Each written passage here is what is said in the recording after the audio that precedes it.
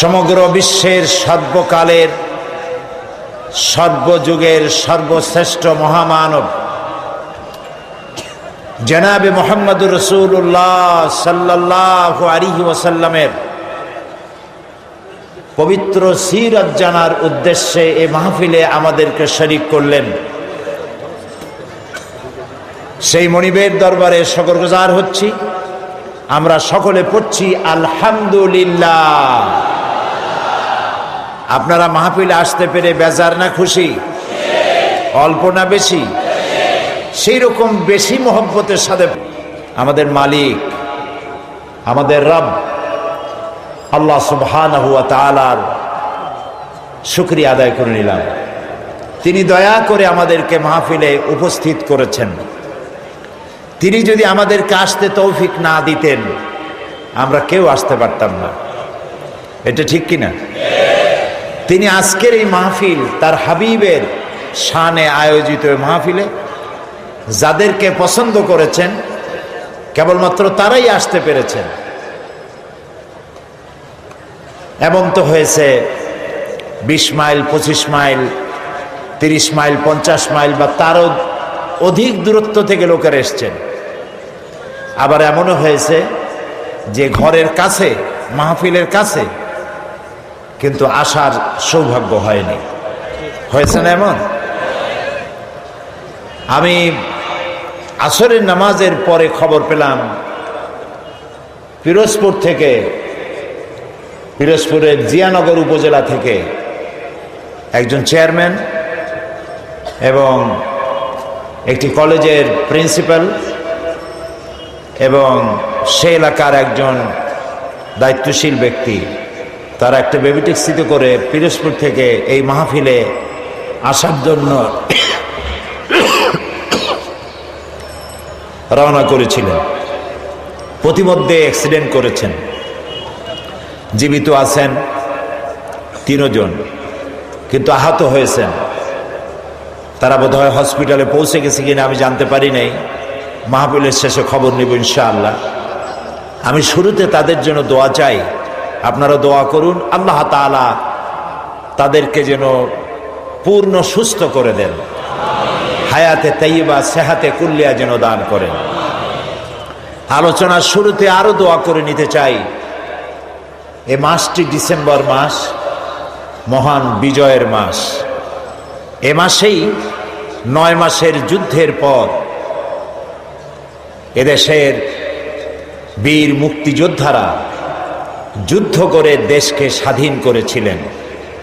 তাদের মধ্য থেকে যারা দুনিয়া থেকে বিদায় হয়েছেন আমরা তাদের আত্মার মাগফিরাত কামনা করি।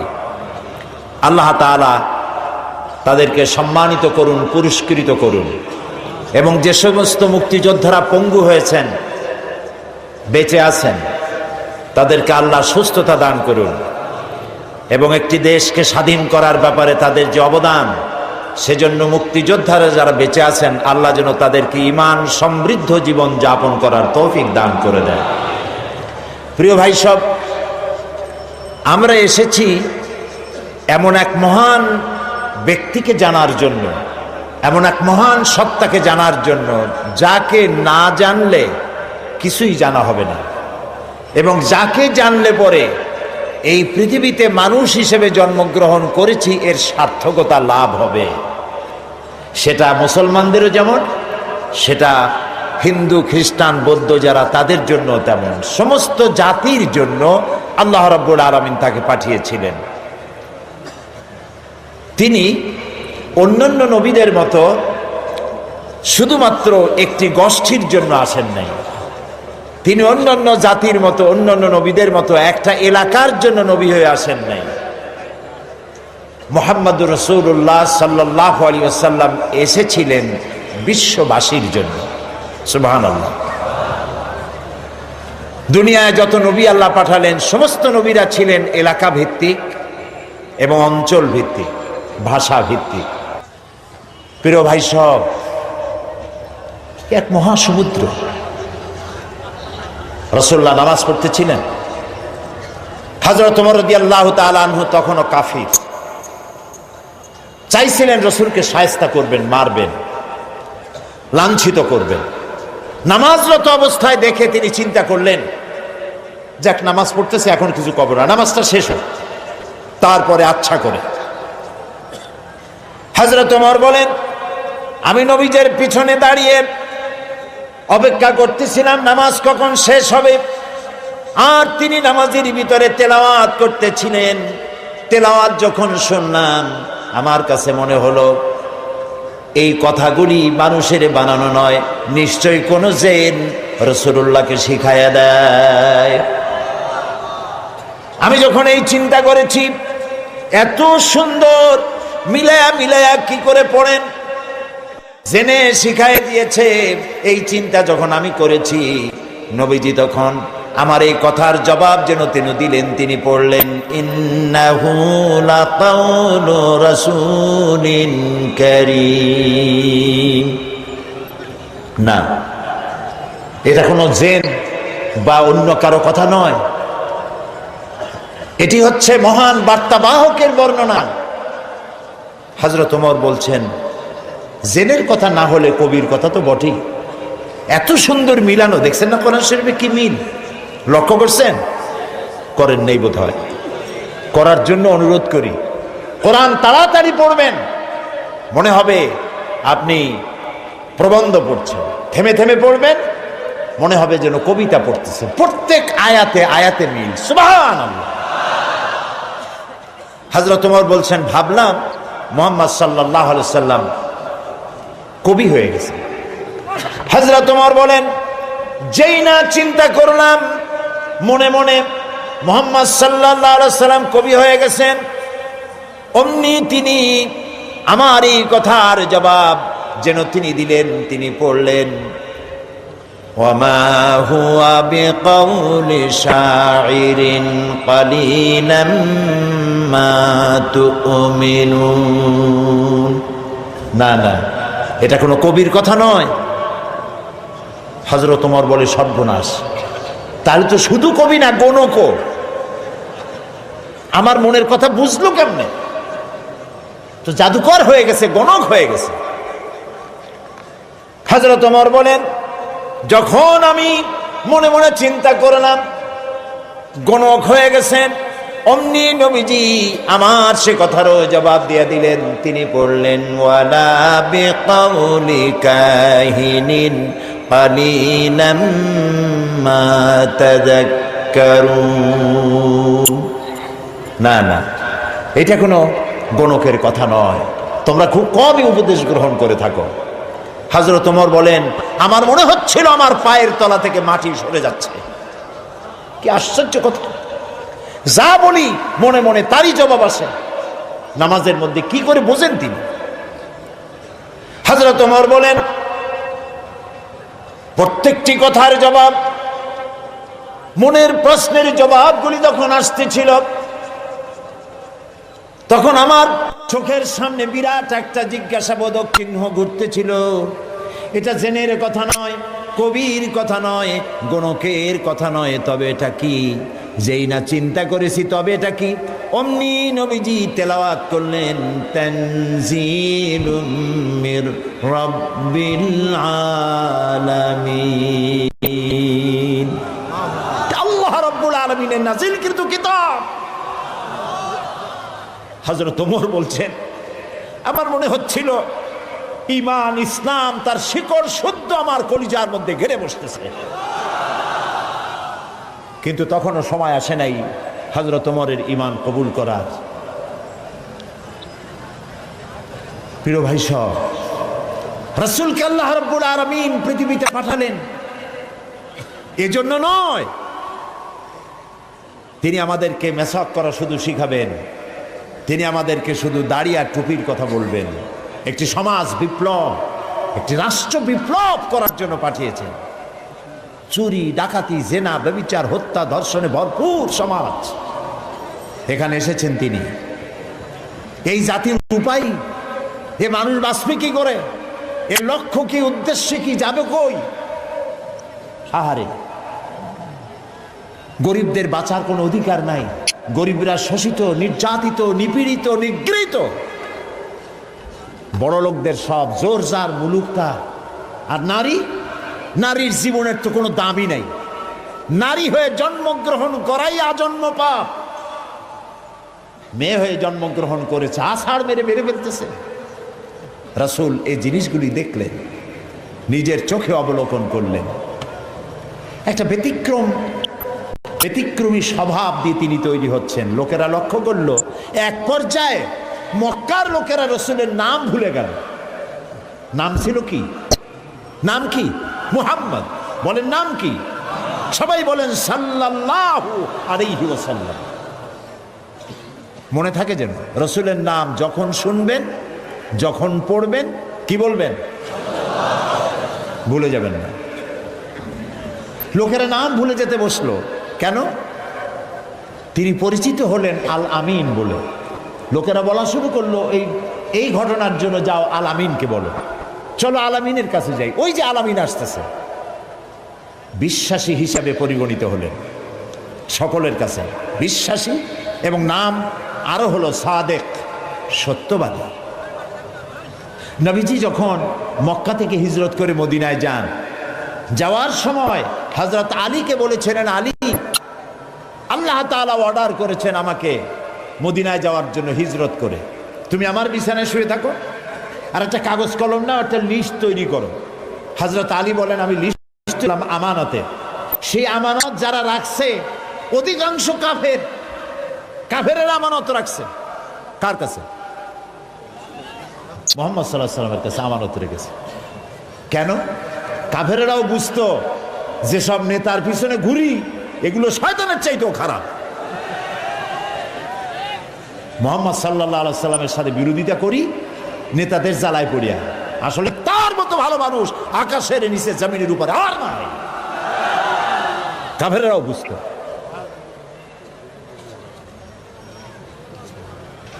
এখনো আমাদের দেশে যত নেতা আছে, অনুসারীরা বোঝে খাঁটি শয়তান। নামাজ নাই না, দেখেন না, নামাজ নাই, রোজা নাই, আল্লাহ পরকালের চিন্তা নাই, মিথ্যা কথা বলে অনবরত। মানুষে যেমন বমি করে হড় হড় করিয়া মুখ দিয়া মিথ্যাগুলি বমির মতো বাইর হইতে থাকে। একটা ভালো কথা বলতে জানে না, শুধু অসত্য আর মিথ্যা বলতেই থাকে, আমানতের খেয়ানত করে। তবে এইসব নেতাদের পিছনে ঘোরে কেন? এই চিন্তায় যে এরা যদি এমপি মন্ত্রী হইতে পারে তা একটা চাকরি পাবো, লাইসেন্স পাবো, টিয়ার কাবি খা খাইতে পারবো। জি, নাম রাখছে কাবি খা, তার মানে হলো খাবি খা।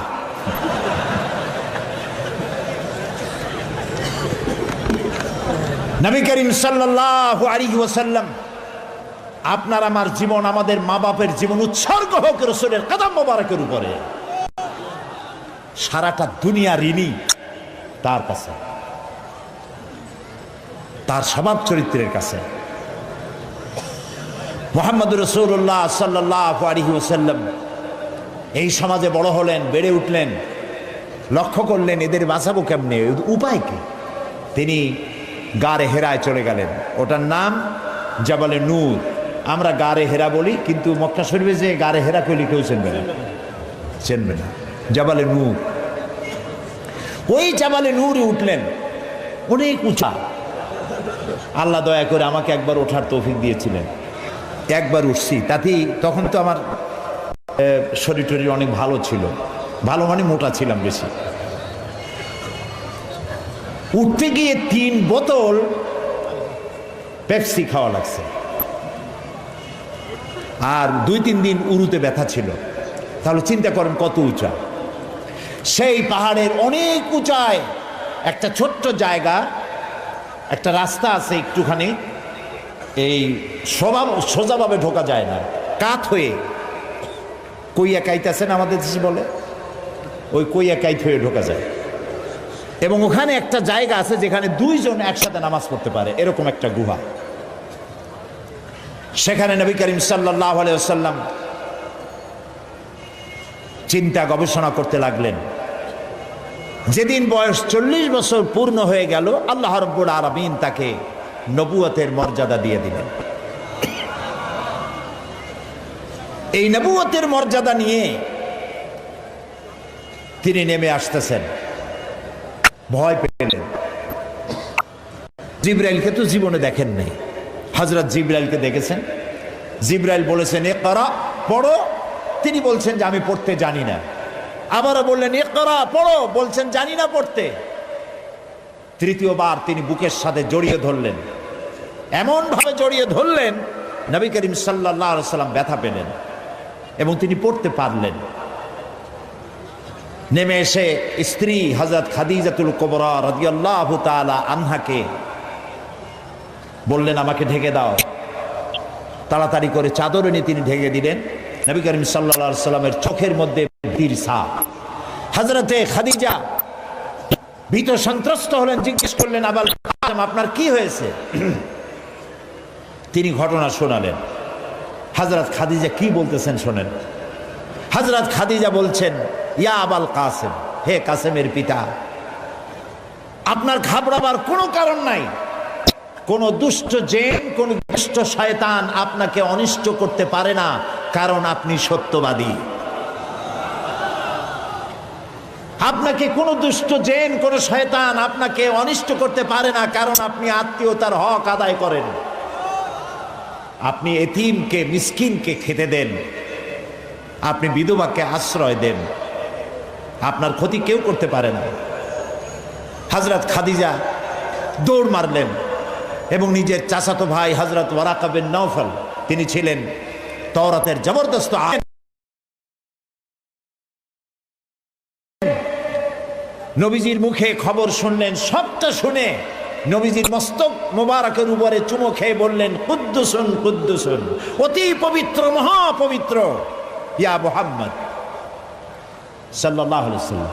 আপনার কাছে যিনি এসেছিলেন তিনি কোনো জিন নয়, তিনি মহাপবিত্র আত্মা, তিনি ফেরেশতা। যে ফেরেশতা এসেছেন ইব্রাহিম, মূসা, ঈসা, ইয়াকুব, আইয়ুব, সমস্ত নবীদের কাছে যে ফেরেশতা এসে, সেই জিবরাইল এসেছিলেন আপনার কাছে। তাওরাতে আমি যা পড়েছি তার সাথে মিল হয়ে যাচ্ছে। আপনি আখিরি জামানার পয়গম্বর। তবে আমার জন্য আফসোস, আমি বৃদ্ধ। এই জাতি আপনাকে খুব কষ্ট দেবে, নির্যাতন করবে। সেদিন পর্যন্ত যদি আল্লাহ আমারে বাঁচায় রাখেন, আমি আপনাকে সাহায্য করব, আপনার সাথে থাকব। প্রিয় ভাই সব, একটা নারী, একজন স্ত্রী পুরুষের জন্য, স্বামীর জন্য সব থেকে উত্তম সাক্ষী দিতে পারে। এর থেকে ভালো সাক্ষী আর কেউ দিতে পারে না। আল্লাহর নবী যখন তার স্ত্রী হযরত খাদিজা রাদিয়াল্লাহু তাআলা আনহাকে যখন দাওয়াত দিয়েছেন, আল্লাহ রাব্বুল আলামিন যখন দাওয়াতের জন্য বলে দিলেন নিকটবর্তী আত্মীয়দেরকে দাওয়াত দাও, সর্বপ্রথম নবীজি গিয়ে হযরত খাদিজাকে দাওয়াত দিলেন। বললেন আল্লাহ ছাড়া কোনো ইলাহ নাই, মাবুদ নাই, তার উপর ঈমান আনো। আর আমি মুহাম্মদ রাসূলুল্লাহ সাল্লাল্লাহু আলাইহি সাল্লাম, আখিরি জামানার পয়গম্বর, আমার উপর ঈমান আনো। স্ত্রীর জন্য স্বাভাবিক ছিল। স্ত্রী তো কমসে কম স্বামীরে চেনে, কি বলেন আপনারা? চেনে না? সব মানুষকে আপনি ধোঁকা দিতে পারবেন, সব মানুষকে আপনি চোখে ধুলা দিতে পারবেন, কিন্তু স্ত্রীকে ভাঙিয়ে দিতে পারবেন না। ঠিক কিনা বলবেন? স্ত্রী আপনার জন্য ভালোবাসা দিতে পারে, জীবন দিতে পারে, সব দিতে পারে, কিন্তু ঈমান আনা অত্যন্ত কঠিন। নবীজি যখন হযরত খাদিজাকে ঈমানের দাওয়াত দিলেন, হযরতে খাদিজা রাদিয়াল্লাহু তাআলা আনহা এক মুহূর্ত দেরি করেন নাই, সঙ্গে সঙ্গে পড়েছেন লা ইলাহা ইল্লাল্লাহু মুহাম্মাদুর রাসূলুল্লাহ। জোরে পড়েন লা ইলাহা ইল্লাল্লাহ, লা ইলাহা ইল্লাল্লাহ, লা ইলাহা ইল্লাল্লাহু মুহাম্মাদুর রাসূলুল্লাহ। হযরত খাদিজা বলছেন ইয়া আবুল কাসেম, আপনি অবশ্যই আল্লাহর নবী। আমার কোনো বিন্দু মাত্র সন্দেহ নাই, কারণ বিগত 15 বছর আপনার সাথে ঘর সংসার করে আপনাকে যেভাবে দেখেছি, কোন সাধারণ মানুষের আচরণ এরকম হতে পারে না। আপনি অবশ্যই আল্লাহর নবী। নবী করিম সাল্লাল্লাহু আলাইহি ওয়াসাল্লাম এই দাওয়াত নিয়ে ছড়িয়ে পড়লেন ময়দানে। তিনি বলেছেন লা ইলাহা ইল্লাল্লাহ। এই কালেমার দাওয়াত কি শুধু মুহাম্মদ সাল্লাল্লাহু আলাইহি ওয়াসাল্লামের ছিল না, সব নবীদের ছিল। দুনিয়ার সব নবীদের একটাই স্লোগান ছিল, কারো মধ্যে কোনো মতপার্থক্য মতদ্বৈততা হয় নাই, সকলের স্লোগান একটা, লা ইলাহা ইল্লাল্লাহ। এই কালেমার বিপ্লবী দাওয়াত পেশ করেছেন সমস্ত নবীরা। আমরা এই কালেমাটা বুঝি না, না বোঝার কারণেই দুরবস্থা হয়েছে। আমরা শুধু এটারে জিকিরের বুলি বানাইছি। দেখছেন কি কায়দায় জিকির করে, লা ইলাহা ইল্লাল্লাহ ইল্লাল্লাহ, এমন জোরে ইল্লাল্লাহ বলে তাতে কলব থাকলেও পারে গেলেও পারে। কি বুঝে ইল্লাল্লাহ বলতেছেন, আবার লা ইলাহা ছেড়ে দিয়া খালি ইল্লাল্লাহ করে, এরকমও শুনেছি। শুনছেন আপনারা? লা ইলাহা বাদ দিয়া কতক্ষণ ইল্লাল্লাহ ইল্লাল্লাহ ইল্লাল্লাহ। আশ্চর্য কথা, এটা কি কি বলতেছেন আপনি? ইল্লাল্লাহ মানে তো আল্লাহ ছাড়া। আল্লাহ ছাড়া কি? লা ইলাহা ইল্লাল্লাহ এই কালেমার দাওয়াত যখন নবীরা দিয়েছেন, হযরত মূসা আলাইহিস সালাম যখন বলেছেন লা ইলাহা ইল্লাল্লাহ, এ আঘাত লেগে ফেরাউন দরিয়ায় নীলের মধ্যে ডুবে শেষ হয়ে গিয়েছে। হযরত ইব্রাহিম আলাইহিস সালাম যখন বলেছেন লা ইলাহা ইল্লাল্লাহ, নমরুদের গোষ্ঠী সাফ হয়েছে, জুতা পিটা খাইয়া দুনিয়া থেকে বিদায় হয়ে গেছে। ঠিক না ভাই? মুহাম্মদ সাল্লাল্লাহু আলাইহি ওয়াসাল্লাম যখন বলেছেন লা ইলাহা ইল্লাল্লাহ, তখন আবু জাহাল, আবু লাহাব, উতবা, শাইবা, মুগীরা এ সবগুলির গায়ে আগুন জ্বলে গেছে। কেন আগুন জ্বললো? তারা বুঝছে লা ইলাহা ইল্লাল্লাহর অর্থ কি। তারা বুঝেছে লা ইলাহা ইল্লাল্লাহ মানেই হচ্ছে কোনো ইলাহা নাই, আইনদাতা নাই, বিধানদাতা নাই, শাসনকর্তা নাই, কাউকে মানি না। কে ছাড়া? আল্লাহ ছাড়া। ফেরাউনও বুঝেছে। ফেরাউন বোঝেন? ফেরাউনকে মুসা আলাইহিস সালাম যখন বলেছেন বলো লা ইলাহা ইল্লাল্লাহ, ফেরাউন বলেছে মা আলিমতু লাকুম মিন ইলাহিন গায়রি, আমি তো জানি না যে আমি ছাড়া আরো কোন ইলাহ আছে, আমি তো ইলাহ। তুমি যদি আমারে বাদ দিয়ে আর কাউকে ইলাহ মানো, লাআজআলান্নাকা মিনাল মাসজুনিন, কারারুদ্ধ করে রাখবো, জেলখানায় ঢুকিয়ে দেব। মুসা আলাইহিস সালাম ভয় পাইছিলেন নাকি? ভয় পাননি। কাফেরেরা বুঝতে পারতো লা ইলাহা ইল্লাল্লাহর অর্থ কি। আবু জাহাল, আবু লাহাব, উতবা, শাইবারা, হযরত আবু তালেব নবী করিম সাল্লাল্লাহু আলাইহি সাল্লামের চাচা আবু তালেবের কাছে গিয়ে বলেছে, আবু তালেব রাসূলকে বলো, মুহাম্মদ সাল্লাল্লাহু আলাইহি সাল্লামকে বলেন তিনি যেন লা ইলাহা ইল্লাল্লাহর দাওয়াত না দেন। এর বিনিময়ে যত টাকা লাগে, যে সুন্দরী মেয়ে পছন্দ করবে সেই মেয়ে তার সাথে বিয়ে দিয়ে দেব, নেতৃত্ব দেব, টাকা দেব, পয়সা দেব, বাড়ি ঘর দেব, তবুও লা ইলাহা ইল্লাল্লাহ দাওয়াত যেন তিনি না দেন। নবীজির কাছে যখন প্রস্তাব গেল, আল্লাহ নবী বললেন চাচাজি আবু তালিব, প্রস্তাব যেটা এসেছে ওই প্রস্তাবকরা যা দিতে পারবে সেটা তো স্বাভাবিক কথা, যেটা দিতে পারবে না তাও যদি ওরা আমার হাতে দিতে পারে, যেমন আকাশের সূর্যটা ধরে এনে যদি ওরা আমার ডান হাতে তুলে দেয়, আকাশের পূর্ণিমার চাঁদ যদি ধরে এনে আমার বাম হাতে তুলে দেয়, এরও বিনিময়ে আমি আল্লাহ নবী মুহাম্মদুর রাসূলুল্লাহ এক মুহূর্তের জন্য তাওহীদের দাওয়াত বন্ধ করে দেব না। নবীজি পৃথিবীতে আল্লাহর দ্বীনের দাওয়াত দেওয়ার জন্য, দ্বীন প্রতিষ্ঠার জন্য এসেছিলেন। এজন্য আসেন নাই আবু জাহাল, আবু লাহাব বা সাইবারা নেতৃত্ব দিবে আর মুহাম্মদ সাল্লাল্লাহু আলাইহি সাল্লাম তার অধীনে চাকরি করবেন, মসজিদে বসে আল্লাহ আল্লাহ করবেন। মূসা আলাইহিস সালামকে এজন্য পাঠানো হয়নি যে তিনি ফেরাউন রাজত্ব করবে আর তিনি তার অধীনে থেকে আল্লাহ বিল্লাহ করবেন। এজন্য পাঠানো হয়েছে। মূল উদ্দেশ্য কি? আল্লাহ রাব্বুল আলামিন বলেন হুয়াল্লাযী আরসালা রাসূলাহু বিল হুদা ওয়া দীনিল হক ليظهره على الدين كله وكفى بالله شهيدا। আল্লাহ তাআলা তিনি রাসূলকে প্রেরণ করেছেন দ্বীনে হক আর সত্যের বিধান সহকারে, যাতে করে পৃথিবীর সব মতবাদের উপরে ইসলামকে তিনি বিজয়ী করে দিতে পারেন।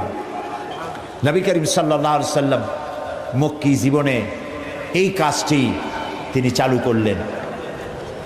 নবী করিম সাল্লাল্লাহু আলাইহি সাল্লামকে আল্লাহ রাব্বুল আলামিন সব রকমের সম্মান এবং মর্যাদা দিয়ে পৃথিবীতে পাঠালেন দ্বীনকে প্রতিষ্ঠা করার জন্য। 13 বছর সময় লাগলো মক্কায়। কয় বছর লাগলো? 13 বছর। এই 13 বছর দ্বীনের দাওয়াত দিতে থাকলেন মানুষের দুয়ারে দুয়ারে গিয়ে, গোপনে, রাত্রে, দিনে। আল্লাহর মেহেরবানি লোক তৈরি হয়ে গেল। আবু বকর, ওমর, ওসমান, আলী, খাব্বাব, খুবাইব রিদওয়ানুল্লাহ তাআলা আলাইহিম আজমাইন, এই সব লোক তৈরি হয়ে গেল। কেমন লোক তৈরি হলো? যে হযরত ওমর রাসূলকে হত্যা করতে আসছিলেন, সেই ওমরকে আল্লাহ এমন দরজায় পৌঁছায় দিলেন, রাসূল বললেন লা নাবিয়্যা বাদি ওয়ালা রাসূলা, আমার পরে নবীও হবে না, রাসূলও হবে না, কিন্তু আমার পরে যদি কেউ নবী হতো লাকানা ওমর, ওমরে আল্লাহ নবী বানাই দিতেন। সুবহানাল্লাহ বলুন। এইসব লোক তৈরি হয়ে গেল। 13 বছর সময় লাগলো। আল্লাহ রাব্বুল আলামিন হিজরতের অর্ডার দিয়ে দিলেন। নবীজি এবার মক্কা শরীফ থেকে রওনা করেছেন। গভীর রজনীতে হযরতে আবু বকরকে সঙ্গে করে নিয়ে রওনা করলেন। জাবালে মিসফালার ভিতর দিয়ে, জাবালে কেদোয়ার উপর দিয়ে যাওয়ার সময় বারবার কাবার দিকে ফিরে তাকায় কাঁদতে লাগলেন আর বলতে লাগলেন, কাবারে বড় আশা ছিল তোর খেদমত করব, কিন্তু তোর নিষ্ঠুর সন্তানেরা তোর কাছে আমারে থাকতে দিল না রে। নবীজি হযরত আবু বকর রাদিয়াল্লাহু তাআলা আনহুকে সঙ্গে নিয়ে জাবালে সুরে চলে গেলেন। হজরে রক্ত হয়ে গেল। হযরত আবু বকর বলেন, আর উপায় নাই, ধরা পড়ে যাব। এই গুহার মধ্যে গিয়ে আমরা আশ্রয় নেই। গুহার ভিতরে গিয়ে আশ্রয় নিলেন। সকালবেলায় কাফির বেঈমানেরা খুঁজতে খুঁজতে ওই পর্যন্ত এসেছে। একজন বলে পায়ের চিহ্ন এখানে শেষ, ভিতরে আছে, আর একজন বলে নাই। একজন বলে আছে, আর একজন বলে নাই। হযরত আবু বকর বলেন, ইয়া রাসূলুল্লাহ, আমরা ধরা পড়ে গেছি, আর উপায় নাই। এটা এত স্বল্প গভীর গুহা, বসতে পরে মাথা দেখা যায়, শুয়ে হাঁটু উঁচু করলে হাঁটু দেখা যায়, আর বাঁচার উপায় নাই।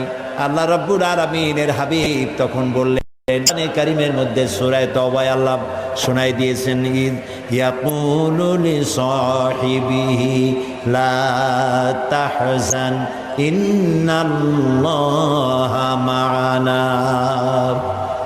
হে আমার বন্ধু, হে আমার সাথী, ভয় পেও না, আমরা দুইজন নই, আমাদের সাথে আর এক সত্তা আছে, তার নাম কি? সবাই বলেন। আল্লাহ রাব্বুল আলামিন তার হাবিবকে বাঁচালেন না ধরাই দিলেন? বাঁচাইছেন কিনা? দিনের বেলায় ঘুমায় থাকতেন, রাতের বেলায় চলতেন। 13 দিন সময় লাগলো। মক্কা শরীফ থেকে লোকেরা, কাফেরেরা রাসূলকে ধরার জন্য সুরাকাকে পাঠিয়ে দিল। সুরাকা চলল ধরার জন্য। অশ্ব পৃষ্ঠে সওয়ার হয়ে দৌড়াতে দৌড়াতে রাসূলের কাছে চলে গিয়েছে। হযরত আবু বকর বলছেন, ইয়া রাসূলুল্লাহ, আবার ধরা পড়ে গেলাম, এই লোক কেমনে ছাড়ি? আবার পিছনে দৌড়ানো আরম্ভ করেছে। আবার কিছু দূর গিয়ে দুটি পা, ঘোড়ার পা সামনের দিকে টেনে যেতে লাগলো। এবার বলল, আমি ক্ষমা চাই। রাসূল বললেন, মাফ করলাম, ফিরে যা। আবার যখন ঘোড়ার পা উঠে আসলো, সুরাকা তখন চিন্তা করলো, 100 লাল উট কেমনে ছাড়িয়ে যায়। আবার পিছনে আরম্ভ করছে দৌড়। এবার যখন কাছাকাছি এসেছে, সুরাকার ঘোড়ার 4টা পাই মাটির তলায় নামা শুরু হয়ে গেছে। সুরাকা বলছে, আমি মাপ চাই, আমাকে ক্ষমা করে দিন। রাসূলুল্লাহ ফিরে তাকালেন, বললেন, সুরাকা, এখনো তোমার বিশ্বাস হয় না যে আমি আল্লাহর নবী? সুরাকা বলছেন, হ্যাঁ। নবীজি তাকে ক্ষমা করলেন। ঘোড়া শুদ্ধ উপরে উঠে আসলো। সুরাকা চিন্তা করলো, একেবারে খালি হাতে ফিরবো? দেখেন কি কত বড় খারাপ মানুষ। সুরাকা বলছে, মুহাম্মদ সাল্লাল্লাহু আলাইহি সাল্লাম, আচ্ছা আমি যে ধরলাম না, আমি ফিরে যাব এখন, কিন্তু আমি যে আপনাকে ধরলাম না, সেজন্য আপনি আমার কিছু দেবেন না? মানুষ কত খারাপ হতে পারে চিন্তা করে। নবীজি রাগ করলেন না, নবীজি বললেন হ্যাঁ দেব। কি দেবেন? নবীজি বললেন তোমাকে আমি পারস্য সম্রাটের মুকুট তোমার মাথায় পরিয়ে দেওয়া হবে। সুরাকা মুখটা মলিন হয়ে গেল, কিভাবে সম্ভব, কইল কি, এটা কি সম্ভব কথা? যিনি রাতের আধারে একজন লোক নিয়ে কোন রকম করে আত্মগোপন করে চলে যাচ্ছেন, নিজের জন্মভূমি ছেড়ে পারস্য সম্রাটের মাথার মুকুট এনে আমারে দেবে, এটা একটা কথা হইল? কিছু দেবেন না তাই কর। মন খারাপ করে সে চলে গেল। নবী করিম সাল্লাল্লাহু আলাইহি সাল্লামের ইন্তেকালের পর হযরত আবু বকর ক্ষমতা এলেন, তারপরে হযরত ওমর ক্ষমতা এলেন। হযরত ওমরের জামানায় পারস্য বিজয় হলো, আর গনিমতের মালের সাথে পারস্য সম্রাটের মুকুটও এসে সামনে হাজির হয়ে গেল। হযরত ওমর লক্ষ্য করে দেখলেন গনিমতের মালের মধ্যে হীরা মণিমুক্তা খচিত চকচক করছে, পারস্য সম্রাটের মাথার মুকুট। হযরত ওমর বললেন কেউ চলে যাও তো, সোরাকাকে ডেকে নিয়ে আসো। সোরাকা তখন বুড়ো হয়ে গেছে, দাড়ি চুল পেকে বৃদ্ধ হয়ে গেছে। সোরাকাকে কাছে ডেকে হযরত ওমর নিজ হাতে পারস্য সম্রাটের মুকুটটা সোরাকার মাথায় পরিয়ে দিলেন। বললেন সোরাকা, আল্লাহর নবীর ওয়াদা কখনো মিথ্যা হয় না। নবীজি মক্কা থেকে মদিনায় পৌঁছে গেলেন। প্রতিমধ্যে খুব ক্ষুধার্ত হয়েছিলেন, প্রতিমধ্যে কখনো খেতে পারতেন, কখনো খেতে পারতেন না। মদিনার কাছাকাছি, বুখারীতে এই বিবরণ এসেছে, কাছাকাছি হওয়ায় যখন হলেন তখন উম্মে মাআবাদের মা বাড়িতে ছিলেন একটা ঘরে। আবু মাআবাদ কাজের জন্য চলে গেছে। কতগুলি ছাগল ছিল তাদের। এই মরুভূমিতে কোনো খাবার নাই, ঘাস নাই, ছাগল সব, বাচ্চা নাই, দুধ নাই, সব শুকায় গেছে। নবী করিম সাল্লাল্লাহু আলাইহি ওয়াসাল্লাম ক্ষুধার্ত, হযরত আবু বকর ক্ষুধার্ত। বাড়ির মধ্যে গিয়ে ঢুকছেন, উম্মে মাআবাদকে জিজ্ঞেস করলেন, মহিলাকে জিজ্ঞেস করলেন তোমার ঘরে কি কোনো খাবার আছে? তিনি বললেন পথিক, আমার ঘরে কোনো খাবার নাই। আচ্ছা দুধ আছে? তিনি বললেন না, দুধ পাবো কোথায়? কই যে ওই যে একটা ছাগল দেখা যায়, একটা বকরি দেখা যায়। তো বললো যে আপনি দেখতে পাচ্ছেন না, এই বকরি কত কৃষ, একেবারে শুকায় গেছে, ওর তো বাচ্চা নাই, ও দুধ দেবে কেমনে? রাসূলুল্লাহ বললেন তুমি বকরিটা আমার কাছে নিয়ে আসো। মহিলা বকরিটা কাছে নিয়ে এলেন। রাসূলুল্লাহ বকরির ওলানে, ওলান বলে না, ওলানে হাত দিলেন। উম্মে মাআবাদ বললেন আমি তাকিয়ে থাকলাম, বকরি তার দুটি ঠ্যাং ফাঁক করে দিল পেছনে, আর ওলান বড় হয়ে মাটিতে ঠেকে গেল। রাসূলুল্লাহ বললেন একটা পাত্র নিয়ে আসো। একটি পাত্র আনা হলো, বড় এক পাত্র দুধে ভরে গেল। রাসূলুল্লাহ পাত্র থেকে ঢেলে দিলেন তুমি খাও, নিজে খায়েন। হযরত আবু বকরকে খাওয়ালেন, পাত্র পরিপূর্ণ থাকলো। বলল তোমার স্বামী এলে তাকে দিও। রাসূলুল্লাহ চলে গেলেন। আবু মাআবাদ বাড়ি ফিরেছেন, মুখ শুকনা। হঠাৎ করে দুধের দিকে চোখ পড়লো, বলল তুমি দুধ পাইলা কই? আবু মাআবাদ বলছে, পুরুষ বলছে যে আমি তো সারাদিন কষ্ট করেছি, কিছু খাই নাই, তুমি দুধ পেলে কোথায়? উম্মে মাআবাদ বললেন আমাদের বাড়িতে দুইজন মেহমান আসছিলেন এবং যা ঘটনা ঘটলো পুরা ঘটনা তিনি শোনালেন। আবু মাআবাদ জিজ্ঞেস করেন আচ্ছা বলো তো লোকটি কেমন, দেখতে কেমন? উম্মে মাআবাদ বলছে আবু মাআবাদ আমি সেই পুরুষটির কথা কি বলবো, আমার জীবনে এত সুন্দর সুপুরুষ আমি জীবনে দেখি নাই। তার চক্ষু আনত, তিনি উপরের দিকে তাকায় কথা বলেন না, প্রয়োজনের বেশি একটি কথাও বলেন না। তার চলা, তার বসা, তার কথা, মুখের বাণী মণিমুক্তার মতো আমি সারা জীবনে এমন মানুষ দেখি নাই। আবু মাআবাদ বৃদ্ধ মানুষ, সব শুনে বলল খুব সম্ভব তাওরাতে যে শেষ নবীর কথা শুনেছি নিঃসন্দেহে তিনিই হবেন, আমার ভাগ্য খুলে গিয়েছে। প্রিয় ভাই সব, রাসূলকে আল্লাহ রাব্বুল আলামিন এমন সৌন্দর্য দিয়েছিলেন, পৃথিবীতে এত সুন্দর সুপুরুষ পৃথিবীতে আর আছে নাই।